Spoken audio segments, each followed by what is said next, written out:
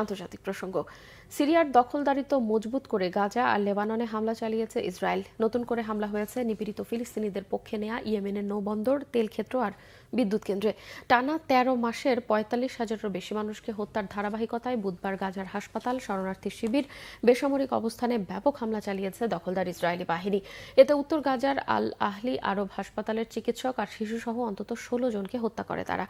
একই দিনে হামলা হয়েছে লেবাননেও। চরমপন্থী একদল ইহুদি লেবাননের দক্ষিণাঞ্চলে অনুপ্রবেশ করলেও বাধার মুখে সরে যেতে বাধ্য হয়। এদিকে ইসরায়েলের সেনা সদর জানিয়েছে, হুথি যোদ্ধাদের সামরিক অবস্থানে ইয়েমেনের পশ্চিম সমুদ্র উপকূলীয় অঞ্চল আরও ভেতরে বেশ কয়েকটি অবস্থানে বিমান হামলা চালানো হয়েছে। ইয়েমেনের রাজধানী সানা আর হুদেইহাদ বন্দরে হামলার খবর স্বীকার করেছে হুথি মুখপাত্র। রাসা ইসা তেল ক্ষেত্রে আরও ২টি বিদ্যুৎ কেন্দ্রে হামলায় হতাহত হয়েছে বেশ কয়েকজন। এই হামলার আগের রাতে ইসরায়েলের রাজধানী তেল আবিব সহ একাধিক অবস্থানে রকেট হামলা চালিয়েছে হুথি। বেশিরভাগ আকাশে ধ্বংসের দাবি করেছে ইসরায়েল। এদিকে সিরিয়ার গোলান সহ আশপাশের এলাকায় দখলদারিত্ব বহাল রেখে অবস্থান মজবুত করেছে ইসরায়েলি সেনারা। চলছে দখলদার আগ্রাসী টহল। এমন পরিস্থিতিতে বৈঠক করে সিরিয়ায় স্থিতিশীলতা ফেরাতে একসাথে কাজ করার ঘোষণা দিয়েছে তুরস্কের প্রেসিডেন্ট রিসেপ তাইপ এরদোয়ান আর লেবাননের প্রধানমন্ত্রী নাজিব মিকাতি।